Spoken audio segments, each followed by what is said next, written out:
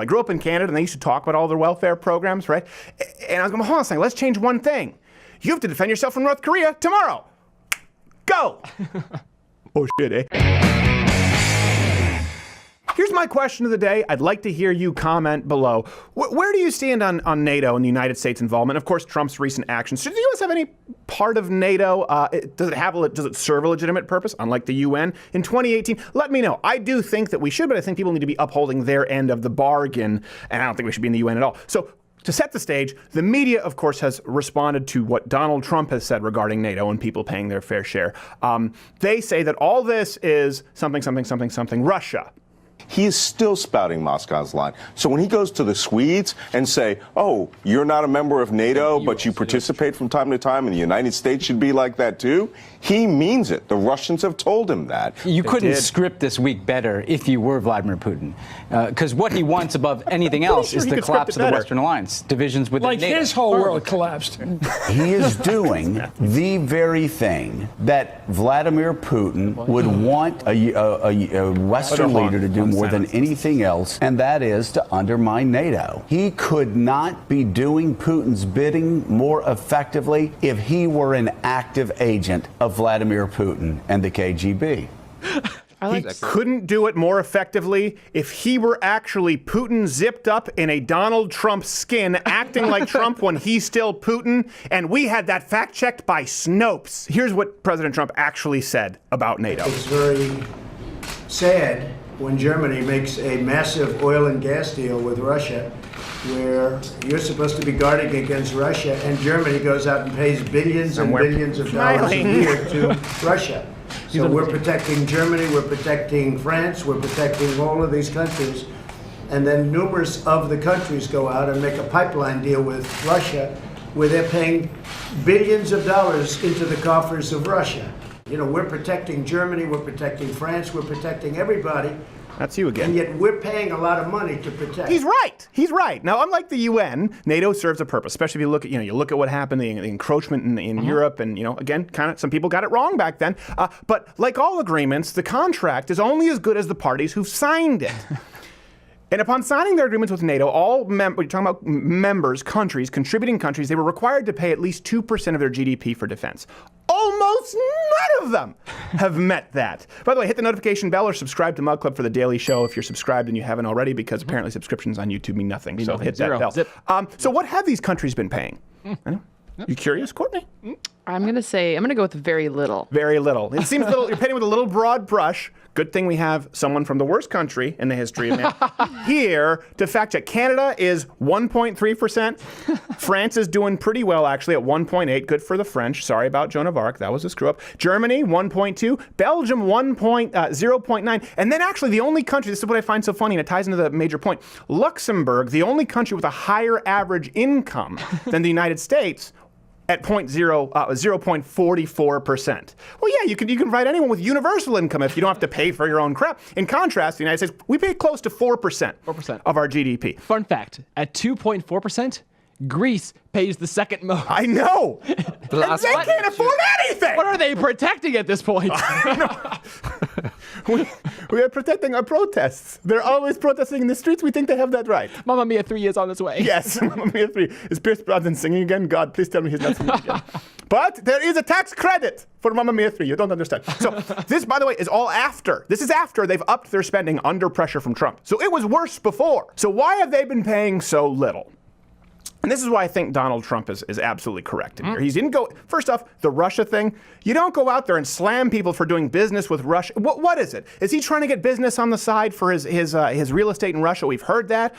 Or now is he, you've got to pick a side here. This is a double secret Russian ploy. It's 8D chess. It's 8D chess. He's saying he doesn't like Russia and he doesn't want them spending money with Russia because secretly he does, and he's Putin zipped up in Trump's. Also, Val Kilmer's in there. It's like Val Kilmer with Putin on his shoulders in a Donald Trump suit. It's just a Russian doll set. It's just a Russian doll set. So why have they been paying so little? And that's the question. It's a pretty simple answer. General socialist malfeasance. Yeah. Some of the worst offenders are the biggest spenders on the welfare state, surprisingly. Yeah, I should have sometimes used it. It's unsurprising. Let me do that. I'm not a big fan of sarcasm. It's almost as I was saying, it was the opposite. France, they spend, I think, 31%. Is that it, Sven? Yes, 31%, Sven Computer, on GDP, their GDP on social welfare programs. Belgium at 29%. Germany at 25%. And this is what always... Where do you get the cash? Where do you get the cash flow? It's like that kid who lives... You're like, how do you have so much cash all the time? I don't pay for anything. Here, give you an analogy, and this is the problem with NATO, and I actually think it's morally reprehensible. I grew up in Canada, and they used to talk about all their welfare programs, right? And I was going, hold on a second, let's change one thing. You have to defend yourself from North Korea tomorrow. Go! Oh, shit, eh? So it's like saying, these people in Europe or Canada, I have the nicest house in the block. I have the nicest house in the block, and we've never had a break-in. But their neighbor is paying for the gate, and security system, and dog. And because you're not allowed to have guns, when you call, we come with our guns to help you because you suck. That's what this is. You can brag about it all you want. What kind of military defense capabilities do these other countries have? That's, I think, an important question.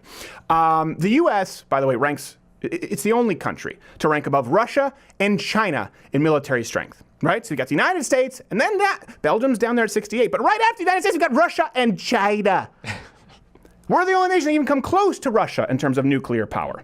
By the way, we're not the people advocating disarmament. Another thing that probably grinds Putin's gears. Well, you've been telling me some things about Germany, too, with their military. Yeah, the German military is a total basket case, BP. Like, more than 10%, almost like 15% of the pilots, helicopter pilots, lost their license last year and had to regain it through training because they don't have the equipment to keep them trained. They have uniforms for pregnant women, like combat uniforms for pregnant women. They had to give back ships to the. Are these stretchy uniform? Maternity uniform? Yeah, they stretch, which is great news for obese. Which is great news for obese soldiers too, right? Do you know the reason that we went to war for a long time? Yeah. Resources and protecting the women and children. We're literally using our resources to create an outfit to send out a woman with child. 2 are better than 1. And also the numbers that between like 4 and 10 of the fighter jets that we have, the Eurofighter jets, are ready for combat out of 128. Yeah, wow. So that's great. A far cry from when Hitler was placing orders for airplanes that were war ready, claiming that they were for civilians. And people were like, this looks about right. Bring on World War III. It'll be a fun afternoon. Yes, it'll be a fun afternoon. So can you blame these countries for... I don't blame you. I don't blame your country or my silly homeland of Canada for mooching. It's like a 30-year-old living in the basement of his parents and then suing said parents when they ask him to get a job. And what I was just, It's not his fault. He's confused now, just like everyone else in NATO. It is immoral. It is a social issue. The theft that's occurring with NATO is a moral issue. To live high on the hog while others are burdened, specifically, not others, the United States is burdened with the task of ensuring your life and limb. Disarmament. I heard this as a kid, too. We just had teachers saying, well, disarmament, as though it's a valid theory. As though it's at all a valid theory in the real world. Okay, let's do this. Follow it down the trail exercise. It doesn't even take that long. Take the United States away, right? You're left with Russia, China. That's it. Give it a few decades. Maybe some oil-rich Muslim countries will be coming down the pipeline, and they're going to take over the rest of the world. If we take away our ability to protect the non-violent people of planet Earth, if we remove the United States' ability to do that, what happens? We're at their mercy. Doesn't matter how much you sing. All we are saying.